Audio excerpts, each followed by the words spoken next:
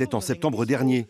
Toute la famille du cinéma luxembourgeois était réunie sur scène à l'occasion des films Prize, l'équivalent de la cérémonie des Césars. De prijs van beste Lützeburger film fictie en animation geht du Gutland van Gonvida van Mela.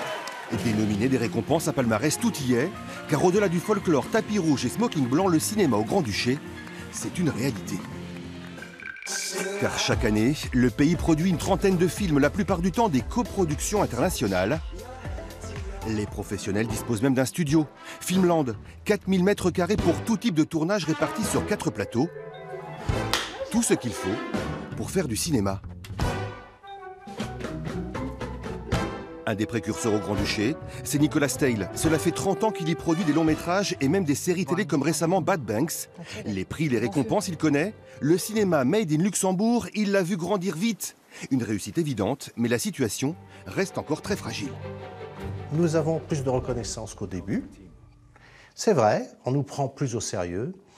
Mais je peux vous dire que tout ça, ça peut être chaque fois battu en brèche, remis en question. Il suffit, je suis très conscient du fait que pour l'instant, on est soutenu au Grand-Duché de Luxembourg parce qu'on a fait nos preuves, parce que ça donne une bonne image du pays, mais aussi, et peut-être surtout, parce qu'économiquement, le pays va bien.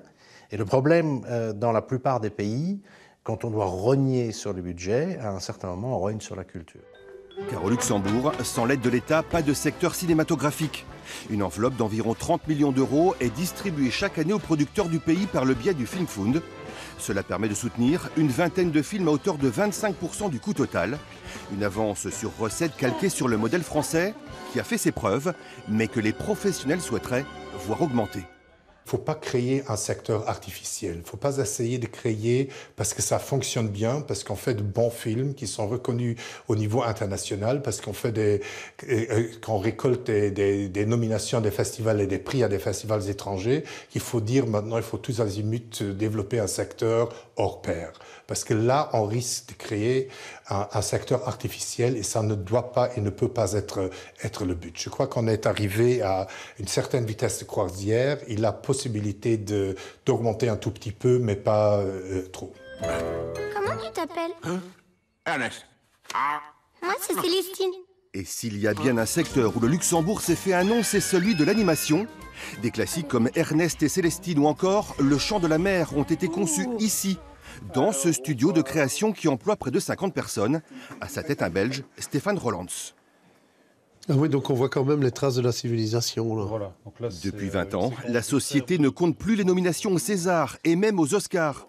Son secret, la défense d'une certaine idée du film d'animation, une démarche artisanale, familiale et engagée, un pied de nez à Disney. Luxembourg est un pays très international, ça c'est clair, et très petit, et donc très flexible. Donc on ouvre des perspectives qui sont un petit peu plus difficiles à mettre en œuvre dans des grands pays. Et ça, le rôle du Luxembourg, il est là aussi, il est de préserver une qualité, certes, et de développer le secteur, mais aussi d'être des avant-gardistes, d'essayer des choses audacieuses, parce que si les petits pays flexibles et intelligents ne le font pas, ça va être très dur aussi ailleurs. Aujourd'hui, le cinéma fait travailler au Luxembourg entre 1000 et 1200 personnes. Un modèle est même peut-être en train de naître qui conjugue à la fois une ambition économique à l'américaine et une ambition artistique à l'européenne.